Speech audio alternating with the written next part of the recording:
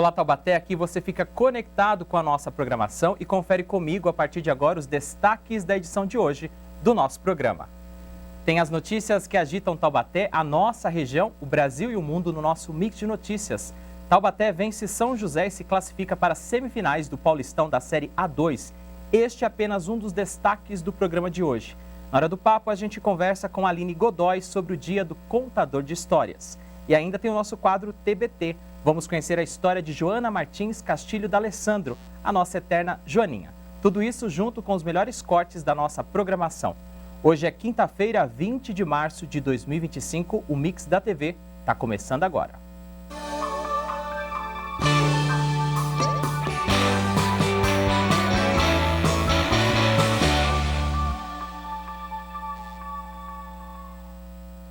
No ar mais um Mix da TV aqui na programação da TV Câmara Taubaté. E eu começo este programa agradecendo o carinho da sua audiência e também a sua participação. Seja bem-vindo, seja bem-vinda. Este é o nosso programa de número 77. Você que acompanha a gente pelas redes sociais, YouTube e Facebook, também pelo canal aberto 4.2 e canal fechado pela Claro TV, número 4.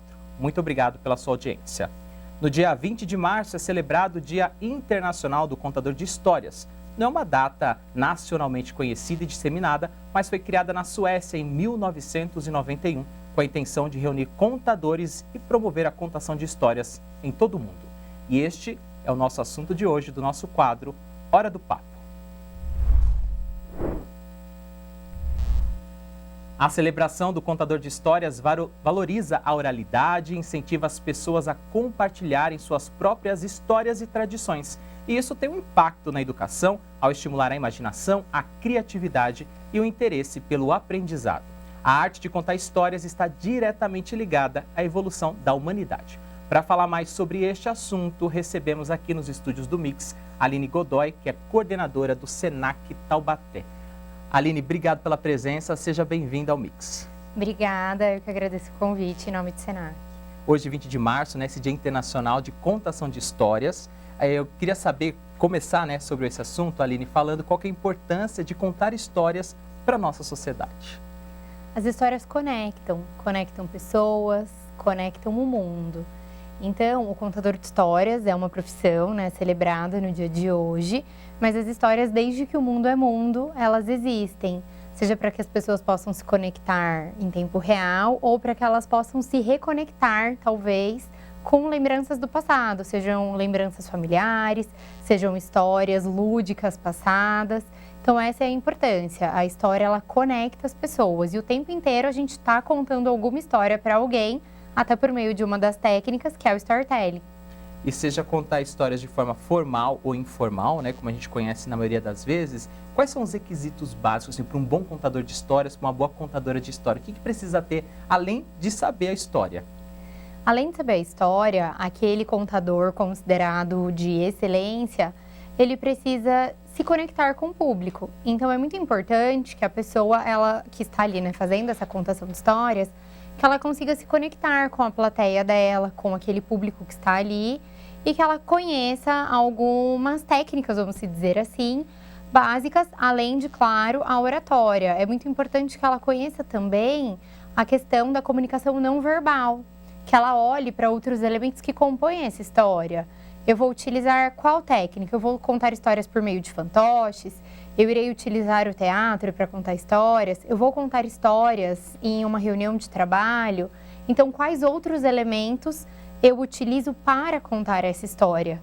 De uma forma bem mais resumida, contar uma piada, por exemplo, já é contar uma história, Claro. E muita gente fala assim, eu não conto piada porque eu sei o final da piada, mas não sei contar. O jeito de contar, a forma de contar, a metodologia, essa didática, tem a ver com essa função, atribuição, que pode até virar uma profissão, contador de histórias? Tem a ver, sim, com essa atribuição, que vira a função do contador de histórias. Então, para que a gente conte uma história bem contada, vamos assim dizer, é imprescindível que a gente olhe para a parte técnica, porque o contador de histórias ele é uma profissão que, inclusive, tem muitas possibilidades no mercado de trabalho. Então, não basta conhecer a história e fazer a leitura do público. É preciso que eu conheça também algumas técnicas do tipo modelagem vocal, a própria linguagem não verbal, como eu já mencionei, para que essa história ela possa se conectar melhor com esse público. Eu acho que as melhores histórias são aquelas contadas pelos nossos avós, né? Nem sempre são histórias lidas em livros, são histórias contadas mesmo da própria memória, das experiências vividas. Mas quando a gente fala de possibilidades para um contador de histórias, o que a gente tem no mercado? A gente tem curso técnico, curso livre, graduação. Quais são os caminhos para quem quer se profissionalizar nessa área? O contador de histórias, ele tem, sim, algumas possibilidades de formação. Então, a gente tem a entrada do curso livre. E aí o curso técnico e a graduação já não levam esse título de contador de histórias, mas elas desdobram para a área, sim, de teatro, composição de artes cênicas, mas existe essa possibilidade também de graduação. Aline, agora falando um pouquinho mais dessa arte de contar história, você falou do storytelling, né? Que essa magia, essa forma como a gente conta a história envolve o nosso público. Como é que a gente pode trazer hoje para a nossa realidade a questão de desenvolver esses personagens, pensar na magia, no cenário, no enredo, numa era que a gente vive assim rodeado de streams e séries, né? Então talvez as histórias precisam ficar cada vez mais cativantes e comoventes? As histórias, elas precisam, sim, vir recheadas de emoção, recheadas de criatividade, mas é possível, apesar de essa evolução que a gente vive, de muitas telas, muitas possibilidades e plataformas, que as histórias, elas não necessariamente aconteçam só no presencial, mas que você possa construir a sua narrativa em uma plataforma digital.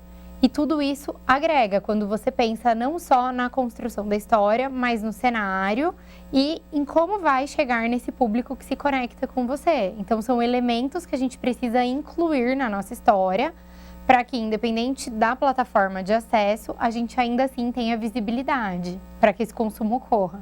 Quando a gente escuta uma história contada através de um livro, quando a gente está lendo ou quando alguém conta uma história para a gente tem as ilustrações, isso ajuda a gente a criar um cenário do nosso imaginário daquela história, né? Mas o contador de histórias, como você colocou, às vezes usa o teatro de sombras, às vezes as marionetes, fantoches para contar as histórias. Qual que é a importância dessas histórias quando a gente fala do lúdico, da imaginação? Não só de crianças e adolescentes, mas todo adulto também tem o seu lado imaginativo, né? Então, um bom contador de histórias acaba desenvolvendo o lúdico de quem está ouvindo? Desenvolve, principalmente por meio de palavras-chave, que a gente considera aquelas palavras gatilho. Então, a gente vai utilizar palavras do tipo: imagina que, a sensação que eu tive. Eu levo essas palavras que elas geram a emoção no outro e fazem com que aquela pessoa que está ouvindo a minha história vá até aquele local. Era um frio e aí eu posso encenar como se eu estivesse realmente com frio. Quando eu falo, por exemplo, de uma chuva, eu consigo reproduzir esse barulho da chuva oral. Então, o contador de histórias, ele aprende algumas palavras, que são palavras-chave, que são esses gatilhos mentais, para incluir dentro deste roteiro dele de histórias. E essas palavras, mesmo que a gente não tenha cenário nenhum, levam aquele público à sensação, ao local, fazem remissão ao que ele está contando. Nós estamos conversando com a Aline Godoy, que é coordenadora do Senac Taubaté. Hoje, dia 20 de março, é o Dia Internacional do Contador de Histórias e nós estamos trazendo esta pauta aqui para o Mix para falar da importância da área e também desses profissionais que podem realizar essa atividade através de formações mais específicas. Aline, você falou um pouquinho de se conectar com o público, né? E eu acho que as séries, os filmes, os livros, as histórias de uma maneira geral, né? Elas fazem essa conexão. Você falou dessa conexão com o público. Hoje a gente vive numa sociedade que a gente fala da economia da atenção, onde a gente precisa o tempo todo estar ligado, interligado, seja numa tela de celular, de TV, smartphone, enfim. Como é que o contador de histórias pode usar essa economia da atenção a seu favor? Essa economia da atenção, né, que está aí ligada basicamente a alguma plataforma de consumo, ela pode ser utilizada a partir do momento que ele também se identifique enquanto profissional com aquele nicho de atuação. Porque hoje a gente tem duas possibilidades para esse profissional, que é aquele contador de histórias para um público presente de corpo físico. Então, a gente vai até uma escola, por exemplo, e tem uma roda para contar essa história, ou por meio de uma plataforma. E existem possibilidades, né, para essa plataforma. Então, a primeira dica para esse profissional é: encontre o seu nicho de mercado e construa algo que seja a sua verdade, algo que gere um sentido primeiro em você. Porque é a partir desse momento que esse profissional se identifica com a narrativa que ele está construindo, fica muito mais orgânico essa história que ele está contando. A gente fala que não se sustenta um personagem por muito tempo. E hoje, esse nicho todo digital é considerado um emprego. As pessoas ganham dinheiro fazendo isso. Então, por mais que vá para o lado do teatro, da interpretação, quando o contador de histórias identifica o nicho, que é um nicho que para ele faz sentido, fica muito mais fluido isso. Aline, pelo que você está me contando aqui, esclarecendo para a gente essas dúvidas sobre essa profissão, né, o seu ofício, essa atividade do contador de histórias, está mostrando que é algo bem democrático, né? Então não tem uma restrição. Homens, mulheres, idosos, crianças, adolescentes, acho que todo mundo pode se engajar e desenvolver essas competências? Sim. Pensando, né, nessas possibilidades todas de atuação desse profissional, é um campo bem amplo e bem democrático. Só a gente precisa olhar para a questão de quando a gente fala estudo, porque aí a gente tem, né, alguns pré-requisitos para que essa pessoa possa entrar em um curso livre ou em uma graduação, especialização. Mas, de modo geral, todos nós somos contadores de histórias e é bem democrático realmente. Taubaté é considerada a capital nacional da literatura infantil. Sim. Tem tudo a ver com o nosso tema, né, que é contar histórias. Qual que é a importância do contador de histórias para a disseminação da cultura e manter também essas crenças locais? Olha, Taubaté, ela é muito rica. Se você olha para a parte de história, para a parte de literatura, para a parte de cultura, a gente tem, né, algumas personalidades super reconhecidas, inclusive fora do país, que são aqui de Taubaté. Então, para que a gente possa levar essas crenças locais, no meu ponto de vista, a principal coisa é ter alguém com a escuta ativa. Porque se a gente não tem uma escuta ativa, todo esse histórico, toda essa história, ela se perde. É importante a gente ter também um tempo de qualidade destinado para aquela pessoa que a gente está ali fazendo a escuta ativa. Quem vai falar de Monteiro Lobato se eu não der um espaço para, que é uma das coisas que faz, né, essa referência a Taubaté, um desses nomes referenciados aqui na cidade. Então é muito importante para que a história se mantenha viva, que a gente sempre busque ouvir o próximo. E Aline, muitas vezes a gente não é alfabetizado quando criança, ouve as histórias, escuta de outras pessoas e se interessa depois, quando a gente é alfabetizado, a gente passa a ler os livros, né? De que forma o contador de histórias também estimula a criança ou adolescente a ir para o mundo da leitura? Olha, o mundo da leitura, ele realmente é um mundo que te traz possibilidades. E esse estímulo, claro, quando a criança tem o contato com o contador de histórias, é muito importante, mas às vezes a criança não vai ter contato durante aquele primeiro momento com o contador. Vai ter contato talvez primeiro com a família, com os pais e depois, em alguma festinha de aniversário, conhecer o contador de histórias. Então é muito importante que, na realidade, antes de ter esse primeiro contato com o contador, que esse estímulo venha de dentro de casa, para que a gente ensine essa criança a ler, a escrever e que também tenha a paciência de entrar na brincadeira da história dela, porque toda criança, ela faz uma história sem fim dentro da cabeça e eles não precisam de muitas coisas. Uma caixa de papelão, às vezes, é o que basta. Aquela caixa vai virar um foguete, vai virar um carro, vai virar um satélite, vai virar um cavalo. E que a gente possa ir estimulando desde sempre. Os contadores, eles têm, sim, na vida da criança um papel muito importante, mas a presença deles, se a gente olha para o cenário atual, é muito mais em festas de aniversário. Uma coisa mais esporádica. É uma coisa mais esporádica e pontual do que aquele contato direto.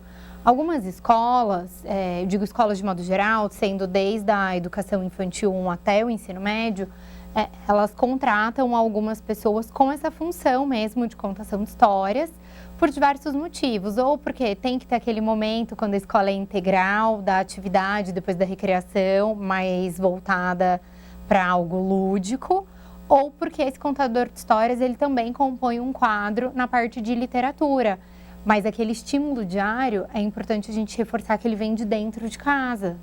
Só fazendo um complemento à sua fala, Aline, a Prefeitura de Santos, o litoral de São Paulo, por exemplo, contrata idosos para ser contador de histórias para as crianças e adolescentes em postos espalhados pelas praias e também as escolas municipais. É uma forma de valorizar também a contação de histórias, né? Além de a gente valorizar o idoso, a gente valoriza a contação de histórias e mantém viva a tradição.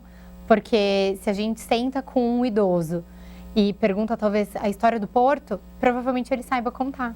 E aproveitando e falando desses desafios, eu queria que você colocasse para a gente, na profissão de contador de histórias, o que você acredita hoje que é o grande desafio para este profissional? não é nem disputar atenção, mas talvez buscar um espaço de atenção desse público frente às tecnologias, se a gente tem esse contador ali de forma presencial em um espaço. Porque hoje é um mundo muito líquido, né? A gente vive uma coisa muito volátil. Então, eu estou aqui com o telefone, eu estou rodando, não gostei dessa história, próxima. Não tem como eu falar, não gostei da sua história, próxima. Eu não pego uma pessoa e troco pela próxima. Né? Então, eu acredito que a maior dificuldade hoje, dependendo de qual seja o ambiente que esse contador está sendo inserido, seja se conectar com o público. Mas uma vez que ele se conectou, que ele sentiu qual é o repertório que as pessoas esperam, que ele consegue prender a atenção da plateia, que seja de uma forma mais fluida, porque ainda tem isso. A gente tem o contador de histórias nas plataformas digitais, que é uma outra linha de observação, e o contador físico. Então, esse contador, às vezes, ele vai estar em uma escola, como é a questão de utilizar o telefone ou não, se ele já está dentro de um hospital, porque tem também essa possibilidade de emprego. A gente já sabe que é aquele dia da alegria no hospital, então é diferente, vai muito do ambiente onde esse contador ele é inserido. E aproveitando a sua participação, já agradecendo seus esclarecimentos e informações, toda vez que a gente traz uma pauta sobre um profissional, a gente está aqui para dar dicas para os nossos telespectadores. Qual que é a mensagem ou a dica para quem gostou do assunto e quer se tornar uma contadora ou um contador de histórias? A dica é que essas pessoas elas possam procurar, cursos para poder se especializar na área. E não só o curso de contador de histórias, mas esse cursos que abrangem, na realidade, toda a área de comunicação, eles são cursos que complementam a atuação desse profissional no mercado. Porque a gente tem hoje muitas técnicas que agregam na contação de histórias. Então, a dica é que a pessoa vá se profissionalizar, porque ela tem muito espaço para. Não é um nicho restrito, por exemplo, só à escola. A gente tem possibilidades em museu, em atividades com idosos, a própria parte hospitalar. Então, a gente tem possibilidades de emprego. Aline, obrigado pela participação, viu? Parabéns aí pelas explicações para o nosso público e até uma próxima oportunidade. Até, obrigada. Nós conversamos com a Aline Godoy, coordenadora do SENAC, para falar sobre o Dia Internacional do Contador de Histórias no nosso quadro Hora do Papo. E fique com a gente, daqui a pouco, Defesa Civil emite novo alerta para fortes tempestades no Vale do Paraíba, ainda nesta quinta-feira. Os detalhes você confere a seguir. Não saia daí, o Mix da TV volta já já.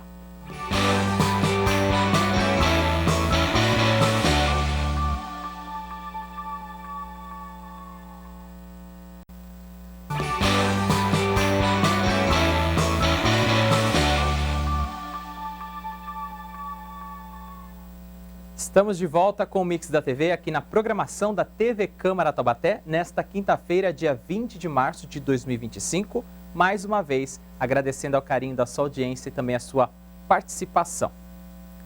E a partir de agora, você acompanha comigo que teremos amanhã aqui na nossa emissora, está no ar o nosso quadro Grade da TV. Vamos ao nosso telão acompanhar os destaques desta sexta-feira, dia 21 de março, aqui na nossa programação. Uma programação bem típica. De manhã, a partir das 9h30, nós teremos o Boletim Câmara, com a apresentação de Ana Laura Costa. Ao vivo, você tem previsão do tempo, informações do trânsito, entrevistas ao vivo e também o resumo das principais notícias e informações aqui da nossa região. E às 2h da tarde, amanhã ao vivo, nosso destaque é o nosso encontro que já está marcado no Mix da TV de sexta-feira. A gente traz o quadro Agenda Cultural para você se programar junto com a sua família para o seu final de semana. Tem atividades aqui na cidade e também tem o nosso quadro que vem por aí, que são os destaques da próxima semana na programação da TV Câmara Taubaté. Aqui no nosso telão, portanto, você acompanhou com a gente os destaques de amanhã, sexta-feira, aqui na nossa programação, para você ficar sintonizado e ligadinho aqui com a nossa emissora. Então agora a gente segue com as principais notícias e informações de Taubaté e da nossa região. Está no ar o nosso primeiro giro no nosso quadro Mix de Notícias.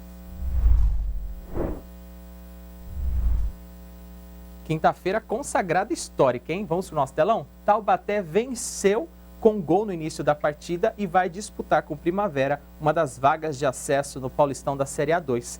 O Taubaté está na semifinal do Paulistão da Série A2. Na noite de ontem, no estádio Joaquinzão, o Burro da Central venceu o clássico sobre o São José pelo placar de 1-0 no segundo jogo das quartas de final depois que o primeiro confronto terminou sem gols. O único gol anotado foi no começo do jogo pelo atacante Gutierrez. São José ainda teve a chance de empatar no primeiro tempo, mas o atacante Thiago Rubim desperdiçou o pênalti em que o goleiro Douglas Baldini defendeu. Na semifinal, o Taubaté irá enfrentar o Primavera de Indaiatuba, que eliminou o Santo André, com a vitória por 1-0 no segundo jogo das quartas. O primeiro confronto entre os times será em Taubaté e o segundo jogo na casa do adversário em Indaiatuba. As datas e os horários serão definidos hoje pela Federação Paulista de Futebol. Agora, então, a gente vai assistir um vídeo, um VT, com o gol da partida.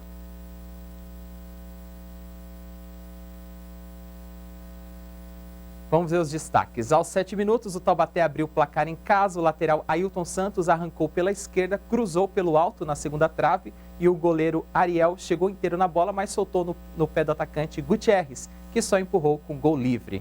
Taubaté 1-0, o resultado final que colocou o time aqui da nossa cidade na semifinal da Série A2. Ontem, nós falamos dessa repercussão, demos boa sorte ao time, deu tudo certo e agora a gente segue aqui na torcida para mais um jogão aí válido pela semifinal. As informações são do site Futebol Interior e também do canal do YouTube Tudo Sobre o Paulista. Agora vamos para o nosso segundo destaque. Defesa Civil, aqui no nosso telão, emite novo alerta para fortes tempestades no Vale do Paraíba entre ontem, o alerta foi de ontem, mas também é válido para hoje. A Defesa Civil tem um boletim especial alertando para a possibilidade de tempestades ainda hoje em todo o território paulista. Isso inclui o Vale do Paraíba, a Serra da Mantiqueira e também o litoral norte. Essa região do estado está numa faixa de fortes tempestades com ventos que podem variar entre 80 e 100 km por hora. Ainda no começo dessa semana, a gente viu ventos fortes aqui em Taubaté, que chegaram a 113 km rajadas. Então, essa possibilidade está presente aqui na nossa região. Bem, essas regiões que eu falei para você devem ainda apresentar quedas de raios, e o que para a Defesa Civil aumenta ainda mais o alerta e recomendações para as áreas vulneráveis. Tem risco, gente, de alagamentos, deslizamentos de terra e quedas de árvores. A orientação é para que as pessoas acompanhem as atualizações meteorológicas e sigam as medidas preventivas para evitar acidentes. Ainda de acordo com a Defesa Civil, as características climáticas estão sendo causadas pela atuação de uma frente fria no litoral da região sudeste, criando condições para pancadas de chuva intensa em diversas regiões. Já para as demais regiões do estado, as chuvas devem ser de intensidade moderada e com rajadas de vento entre 40 e 60 km por hora, não sendo descartada queda de granizo e possibilidade de raios. As informações aqui no nosso telão são da CBN Vale. E assim encerramos o primeiro giro no nosso Mix de Notícias. E a gente segue a edição desta quinta-feira com o nosso primeiro short, que são os melhores recortes da nossa programação. No Conexão Popular, a apresentadora Ana Laura Costa conversou sobre carros elétricos e nesse trecho que separamos, ela debate sobre os custos da autonomia e manutenção de um carro elétrico. Vamos ver? Solta o play.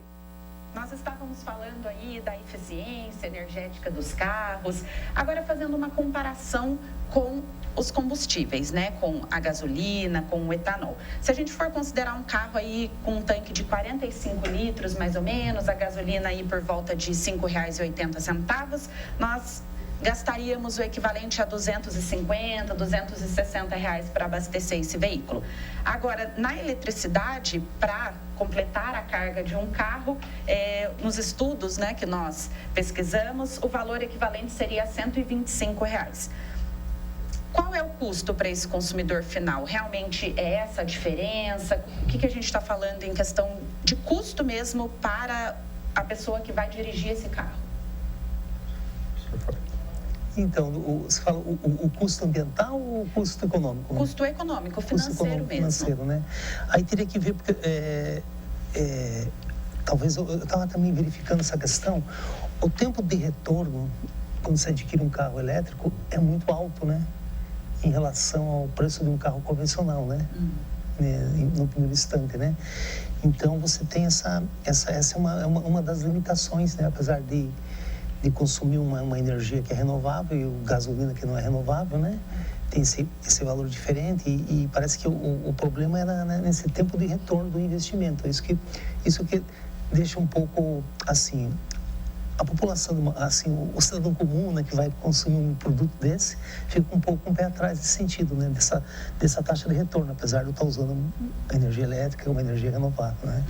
Então tem talvez o custo do automóvel, né, elétrico, se ele baixar, talvez vá compensar essa diferença, né, que se tem na hora do consumo, né? Assim como as operadoras aí de postos de gasolina, etc., você tem os pontos de carregamento hoje espalhados, vamos dizer assim, no Brasil inteiro, né? E essas operadoras, elas montaram uma estrutura, né? E essa estrutura, você tem uma taxa de recarga a ser cobrada, né, pela energia elétrica que você está utilizando para recarregar o seu carro. Porém, em suas residências, né, dependendo vamos dizer assim, da configuração, né, do sistema do veículo, do sistema de plug-in, de carregamento, o custo fica bem mais, vamos dizer assim, em conta, bem mais barato você utilizar o carregamento na própria residência, que é o que, assim, eu tive a oportunidade de ver nos países aí desenvolvidos aí, né, no estado lá especificamente de Michigan, lá de Dearborn, Detroit, onde é o berço aí da fabricação de carro elétrico mundial, né? E aqui para o Brasil eu também não vejo assim algo diferente. Então hoje a residência ela tem um melhor custo do que propriamente na parte de infraestrutura, né? Então a resposta assim é extremamente viável, né?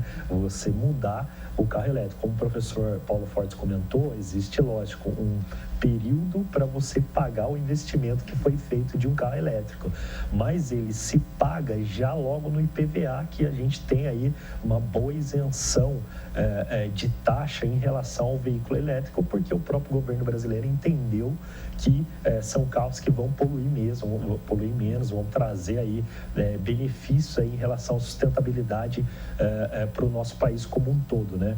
E essas empresas fabricantes estão vindo muito forte, né? O caso aí recente da BYD, que anunciou a fabricação lá em Camaçari, na Bahia, né, de uma fábrica especificamente, e fora a importação que ela está fazendo, que está ganhando o mercado de forma muito rápida. Então, nesse mês de setembro, a gente fechou em um só dia mais de 680 unidades vendidas de carro elétrico. Então, isso foi um marco aqui para o Brasil, em um só dia vender quase 700 carros elétricos. Então, bateu muitas montadoras tradicionais do país que vendem carro de combustão normal, né? Inclusive veículos de entradas, né? Que são, vamos dizer assim, carros mais baratos, né? Que são os veículos classe A, e vamos dizer assim, né? Que são os veículos de entrada base.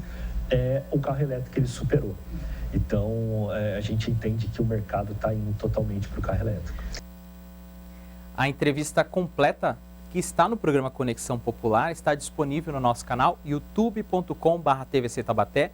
Basta você acessar a playlist do programa no nosso canal na rede social. E todas as quartas-feiras, a partir das 5 horas da tarde, aqui na nossa programação, tem o Conexão ao vivo, com a apresentação de Miguel Cáter. A seguir aqui no Mix tem TBT especial das mulheres. Vamos ver a história da Águia de Taubaté. Fique conectado com a nossa programação. O Mix volta já já. Não saia daí.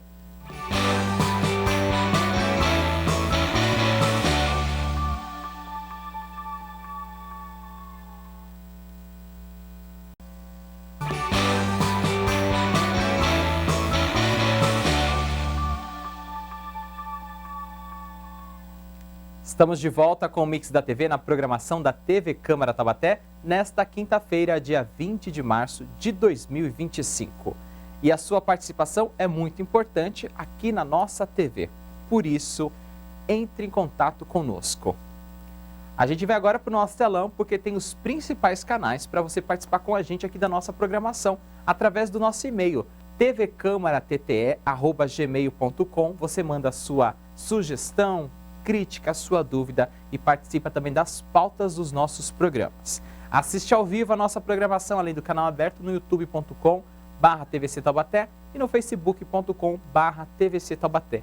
Na plataforma de vídeos do YouTube você tem as playlists completas dos nossos programas e ainda assiste ao vivo e pode voltar em até 12 horas e assistir o conteúdo que acabou de ser exibido. Você pode mandar texto, áudio ou vídeo através do nosso WhatsApp. o DDD é o 12 e o número é o 3625-9525.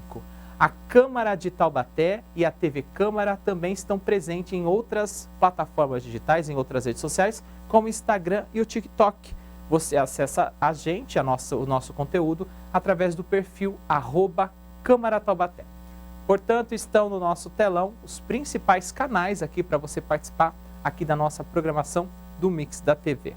E agora a gente segue aqui o nosso programa, tem o nosso segundo short, que são os melhores recortes da nossa programação. O Fora da Caixa, você já sabe, né? É a nossa revista quinzenal de variedades aqui da nossa programação, sempre com um assunto para fazer você sair da sua zona de conforto. E nós separamos mais um trecho para você, porque a nossa equipe foi até o ENCA e conversamos sobre os cursos de aviônica e GMP. Vamos ver? Solta o play.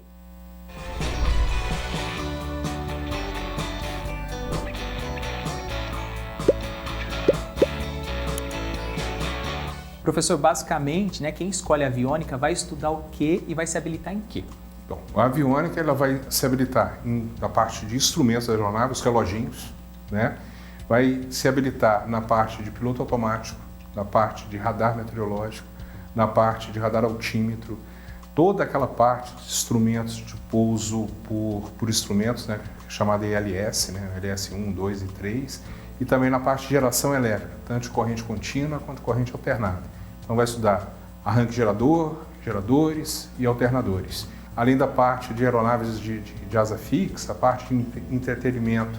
Então a música que os passageiros ouvem, os filmes, toda essa parte está relacionada à aviônica. Então hoje a aviônica é uma das habilitações que mais evoluiu, né? Então a gente sai de instrumentos analógicos, como esse aqui que o aluno tem a capacidade de desmontar. Então a gente tem um manual desses instrumentos aqui. Qual que é o nome dele? Esse aqui é um indicador de situação horizontal, tá? Então o aluno ele desmonta esse instrumento e vê toda a parte interna dele. Isso aqui hoje já está antigo, mas a ideia permanece. Então hoje isso é reproduzido em uma tela que chama MFD, que é display de múltipla função. Junta-se também esse outro instrumento aqui, vocês podem ver que está desmontado, que os alunos estão usando, né? Que é um giro-horizonte que vai dizer para o piloto se ele está com nariz para baixo, nariz para cima, asa direita alta, asa direita baixa e vai por aí fora. A gente tem um outro instrumento aqui também, que é o instrumento de 14 informações, que vai pegar a temperatura de motor, vai pegar a temperatura do óleo, pressão de motor, pressão de combustível, pressão hidráulica, pressão de óleo da NGB, tensão, amperagem. Então é um instrumento bem completo também. Isso tudo hoje está dentro de vamos chamar de um monitor, que está dentro da aeronave. Mas o aluno ele começa vamos chamar de analógico, né? E a gente passa a parte digital depois, tá? Professor, a formação aqui na ENCA, ela permite só trabalhar com aviões ou com helicópteros também? Vou usar o termo bem popular para a gente entender melhor. A formação é genérica, então a formação é tanto para a asa fixa, que a gente chama, quanto para a asa rotativa. O que a gente está querendo ampliar para a ENCA é colocar as aeronaves remotamente pilotadas. A gente está com o IVE aqui na Embraer, então uma das nossas metas é estreitar esse laço com a Embraer e tentar colocar estagiários nossos lá nessa empresa. Qual que é a porcentagem de alunos que escolhem a aviônica depois que fazem essa formação inicial aqui na ENCA? É baixa, o pessoal tem medo da eletrônica.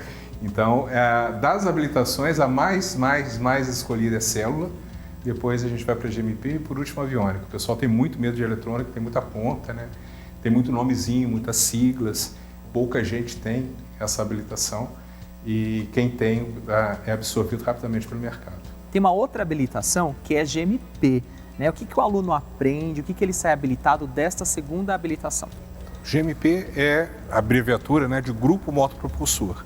Então ele vai aprender tanto a parte dos motores, são os motores a reação e os motores convencionais, também chamados alternativos, e a parte de hélice, que é a parte de propulsão hélice, e aí entra um pouquinho a parte do rotor do helicóptero. Então é uma mistura de célula e GMP, tá? Então ele vai aprender motores alternativos, tá? Então esse aqui é um exemplo de um motor alternativo, a gente tem um motor Lycoming aqui, de 6 cilindros, ele é um motor em corte, que os alunos conseguem ver os cilindros, biela, comando de válvula, as válvulas, a conexão dele com a hélice, tá? Então, isso aqui é um motor alternativo. Esse motor aqui os alunos não desmontam. A gente tem outros motores também lá que os alunos desmontam. O aluno aprendendo com ele consegue ter uma noção geral de como funcionam os demais motores? Sim, e o aluno ele vai ter a noção com esse motor aqui como funciona o motor alternativo, que é o motor convencional, tá? Motor a combustão. Então, é um motor que entra o combustível, tem aquela mistura estequiométrica, a quantidade de 1:15, a razão. Então, ele vai ver a parte de admissão, a parte de escapamento, a explosão dos motores, como é que funciona, as regulagens. Os magnetos, é diferente do carro, né? Eles usam magnetos que são caixas que jogam energia para a vela do motor, né? Então, você tem 2 caixas, cada cilindro desse tem 2 velas, diferente de um carro. E como que é a absorção dessa mão de obra para quem se forma em GMP?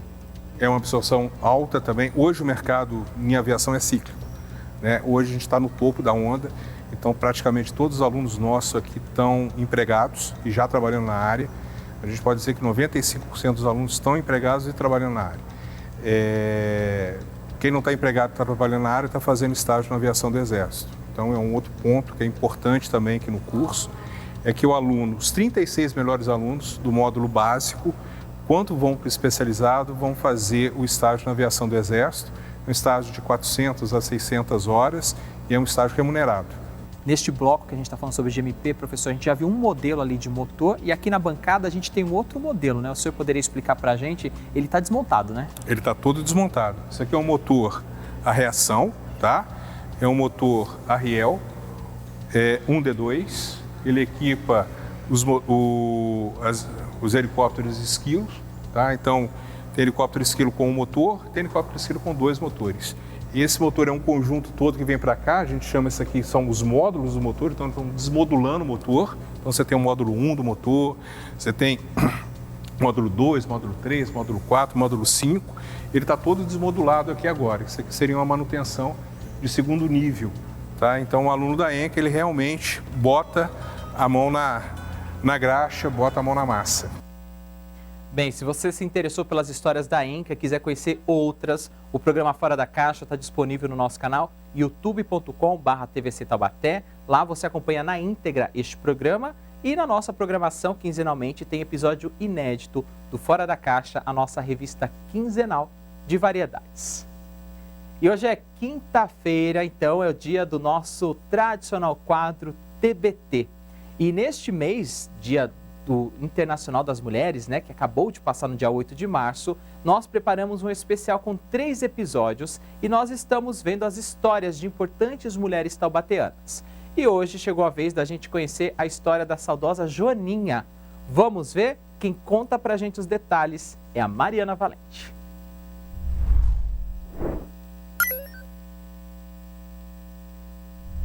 Olá! Vamos continuar a nossa homenagem às mulheres de Taubaté neste mês especial. Hoje vamos nos recordar da Águia de Taubaté. E é claro que estamos falando de Joana Martins Castilho d'Alessandro, mais conhecida como Joaninha. A famosa aviadora nasceu dia 10 de novembro de 1924 em São Paulo. Aos 13 anos fez seu primeiro voo solo. Um ano depois, aos 14, já estava habilitada a fazer espetáculos aéreos. Foi a primeira mulher a conquistar o céu, voando em uma aeronave com a sua coragem e determinação, lá pela década dos anos de 1930. Também teve como grande feito um voo solo de Taubaté até São Paulo, em um momento histórico para a aviação brasileira. E sabe o que é o mais legal? Joaninha não se limitava aos padrões na época. Ela foi um marco, representando a força das mulheres no campo da aviação, que ainda é algo muito dominado pelos homens. Imagina só, uma mulher do interior com todo aquele espírito aventureiro quebrando barreiras, sendo reconhecida no Brasil inteiro. Ela se tornou a aviadora acrobata mais jovem do mundo e registrou o seu nome no Guinness Book, o livro dos recordes. Você sabia que foi Getúlio Vargas que entregou pessoalmente a ela o brevet, que é a licença para voar? Ela foi recebida pelo presidente lá na sede do governo, no Rio de Janeiro. Mas não é só o feito dela no céu que marcou Taubaté. Joaninha sempre foi muito conectada à cidade. Taubaté, naquela época, era um lugar com muito movimento e desenvolvimento, com uma população crescendo e um cenário de grandes avanços, principalmente na indústria e no comércio. E ela, como boa taubatiana, queria que sua cidade fosse vista não só pelas suas belezas naturais, mas também pelo talento de seus moradores. Isso ficou bem claro com o nome dela se tornando uma referência em todo o Brasil. Joana conquistou 2 campeonatos seguidos de acrobacias na Semana da Asa. Foi convidada oficialmente para participar de eventos aéreos pelos governos da França e dos Estados Unidos da América. Ah, e tem mais! Sabia que aqui em Taubaté tem o famoso refrigerante que leva o nome da nossa aviadora? Isso mesmo! Em sua homenagem, a cidade criou o refrigerante Joaninha, que é super tradicional e todo mundo adora. A bebida tem esse nome como forma de celebrar o legado dela e é um verdadeiro símbolo taubatiano. E o hangar do Aeroclube em Taubaté também foi batizado com o nome dela. Legal, né? Bom, mesmo em tempos onde as mulheres tinham poucas oportunidades, Joaninha soube quebrar as normas, arriscar e, claro, deixar sua marca no céu e no Brasil. Hoje, a cidade tem orgulho de ter sido lar de uma das pioneiras da aviação brasileira. Joaninha casou-se, teve filhos e nunca mais voou. Em 1991, aos 67 anos, a aviadora faleceu. Bom, então é isso, pessoal. Fica aqui o nosso TBT sobre a incrível Joaninha. Essa mulher extraordinária que fez história nos céus e, claro, na nossa querida cidade. Quem sabe a gente não acaba encontrando mais Joaninhas pelo caminho, não é? Não se esqueça de dar asas à sua imaginação e à sua vontade de voar. Fique ligado aqui, no Mix da TV.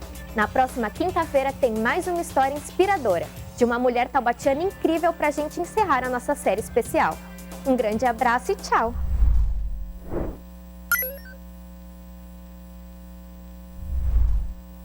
Semana que vem, a Mari Valente volta aqui no Mix da TV para contar a história de Madalena Guizar, fechando a nossa série especial das grandes mulheres taubateanas neste mês de março. A seguir, Prefeitura abre calendário esportivo com evento de apresentação dos projetos apoiados pelo FADAT. O Mix da TV volta daqui a pouco, não saia daí.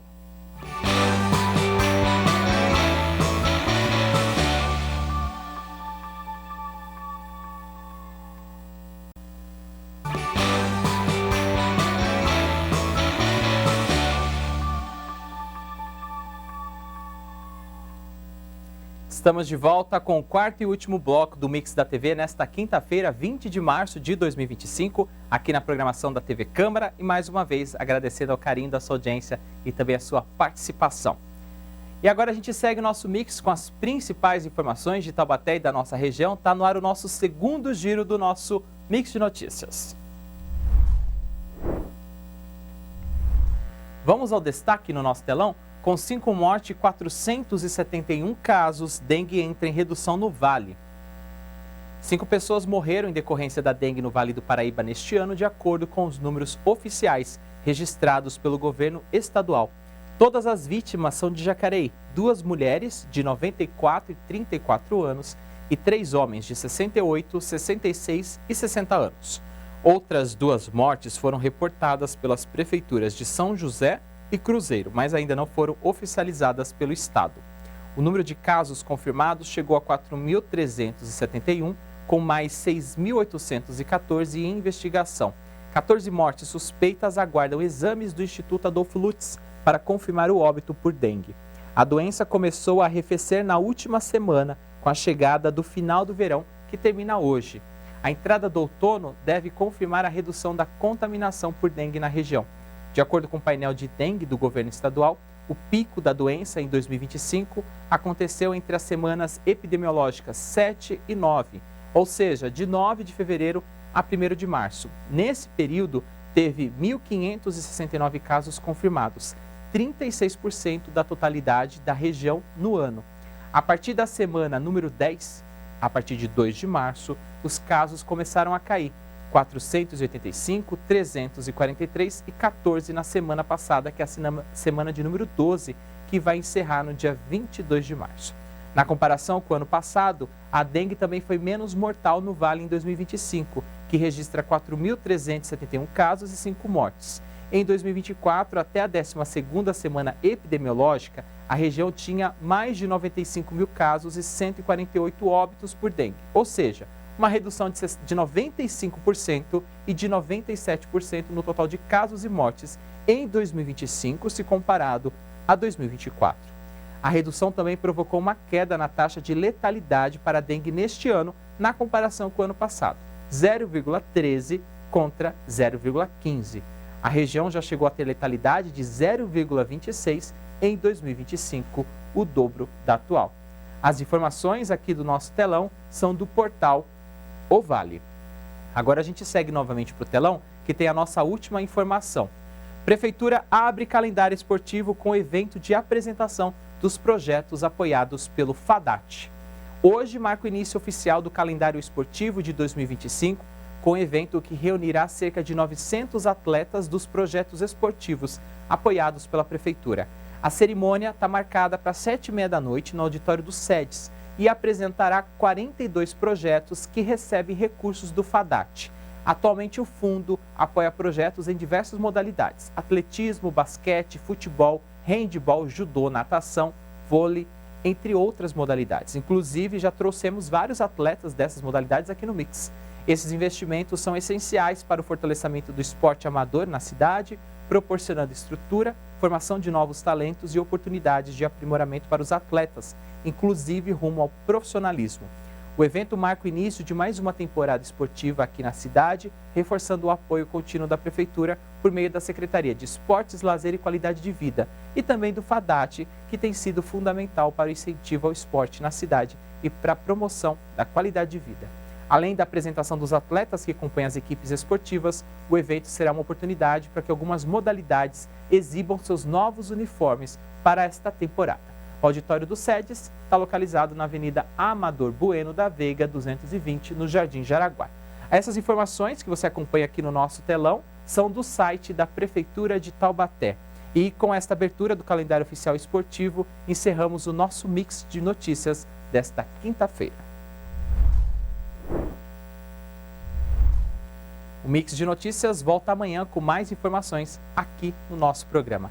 E agora vamos para o nosso último short. O espaço comunitário dá vez e voz a projetos e instituições sociais aqui de Taubaté. E nesse trecho do programa sobre o projeto Esperança, a repórter Tânia Vinhas conversou sobre como as pessoas retribuem para o projeto.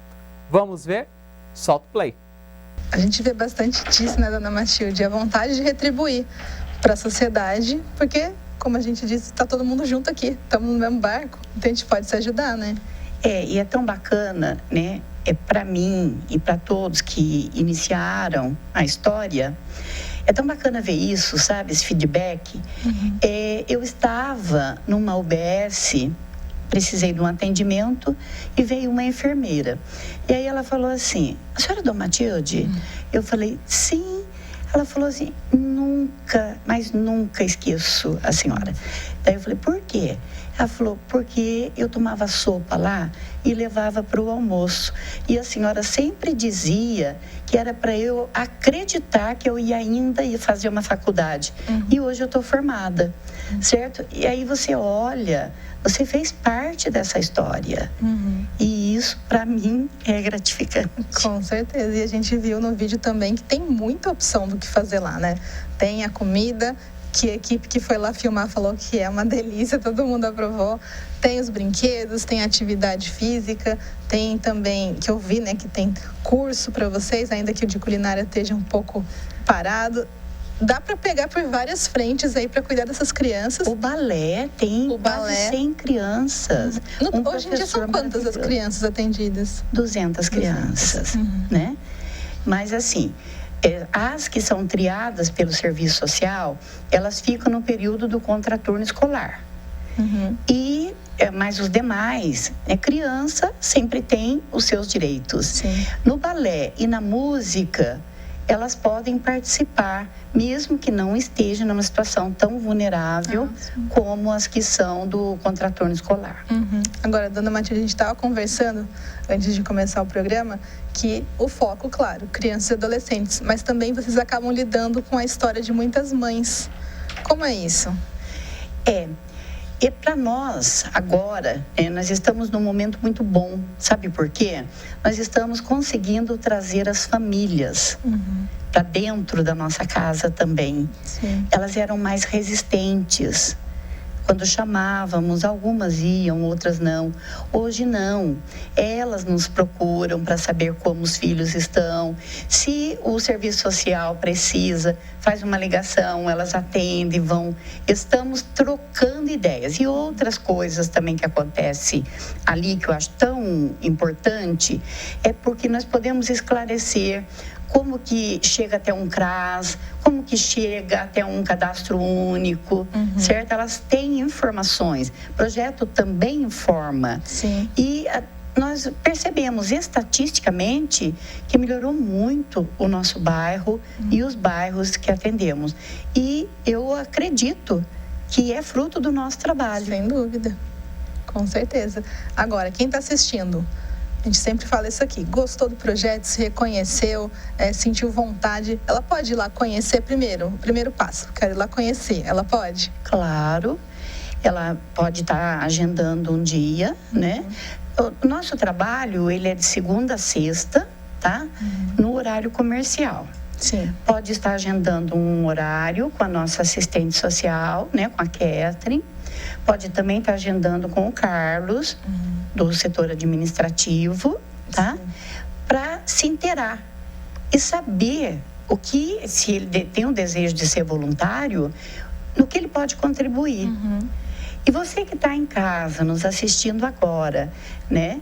E quiser fazer parte, quiser somar com a história e com a vida do Projeto Esperança, nós estamos na Rua Brasilina Moreira dos Santos, 1385, no bairro Jardim Sônia Maria.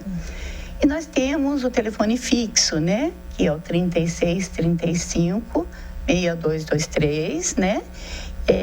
Que pode ligar, pode marcar e marcar um horário para você conhecer.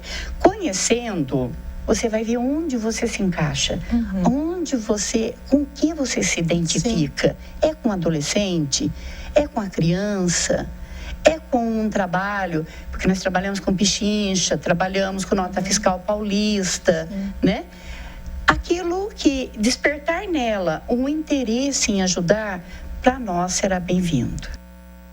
As histórias completas do programa Projeto Esperança, que foram apresentadas no programa Espaço Comunitário, estão disponíveis no nosso canal youtube.com/TVC Taubaté. Basta você acessar a playlist do programa, conferir a história na íntegra e também lá você conhece outras histórias de outras instituições aqui do nosso município. E quinzenalmente aqui na grade da nossa programação tem Espaço Comunitário inédito. E assim chegamos ao final de mais um Mix da TV aqui na programação da TV Câmara Taubaté nesta quinta-feira. Agradecendo mais uma vez ao carinho da sua audiência e também a sua participação. Amanhã, sexta-feira, é dia de agenda cultural. Você confere a programação das atividades para o seu final de semana e também para a sua família. Se você estiver acompanhando a nossa reprise noturna, continue assistindo a nossa programação. E fique com a gente conectado aqui na TV Câmara Taubaté. Até amanhã.